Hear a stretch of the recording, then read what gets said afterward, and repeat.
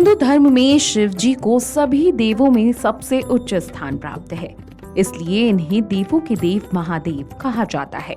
शास्त्रों में भगवान शिव को प्रसन्न करने के लिए कई चमत्कारी मंत्र बताए गए हैं।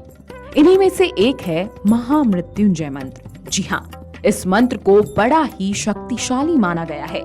कहा जाता है कि यदि कोई व्यक्ति भय मुक्त, रोग मुक्त जीवन चाहता है तो उसे महामृत्युंजय मंत्र का जाप करना चाहिए। इस मंत्र को इतना प्रभावशाली माना गया है कि इसके जाप मात्र से ही बड़े से बड़ा रोग खत्म हो जाता है।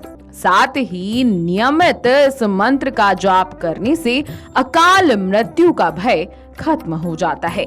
इस मंत्र का जाप करने वाले व्यक्ति को यमराज भी कोई कष्ट नहीं देते हैं। ऐसे में आइए जानते हैं महामृत्युंजय मंत्र को इतना प्रभावशाली क्यों माना गया है और इस महामंत्र की रचना कैसे हुई। पौराणिक कथा के अनुसार मृकंडू नाम के एक ऋषि थे। उन्होंने संतान प्राप्ति के लिए भगवान शिव की कठोर तपस्या की।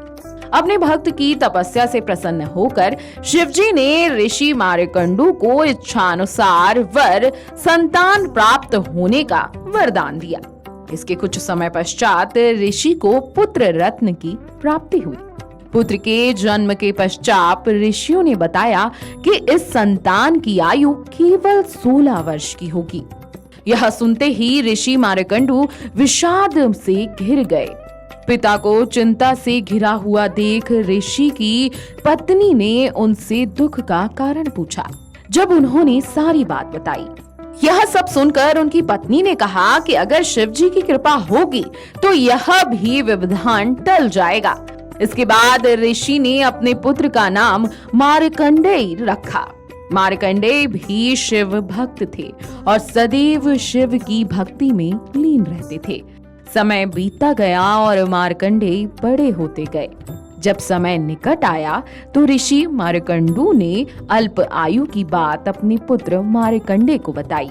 इसके बाद अपने माता पिता के दुख को दूर करने के लिए और शिव जी से दीर्घायु का वरदान पाने के लिए मार्कंडेय ने शिव जी की आराधना शुरू कर दी। शिव जी की आराधना के लिए मार्कंडेय जी ने महामृत्युंजय मंत्र की रचना की और शिव मंदिर में बैठकर इसका अखंड जाप किया। इसके बाद जब मार्कंडेय जी की आयु पूर्ण हो गई तब उनके प्राण लेने के लिए यमदूत आया, परंतु उस समय मार्कंडेय शिव जी के तपस्या में लीन थे।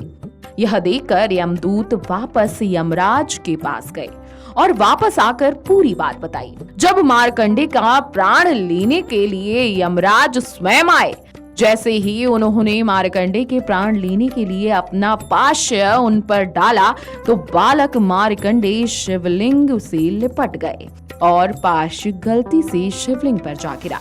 यमराज की आक्रामकता पर शिवजी को अत्यंत क्रोध आया। अपने भक्त की रक्षा के लिए यमराज के समक्ष शिवजी प्रकट हो गए।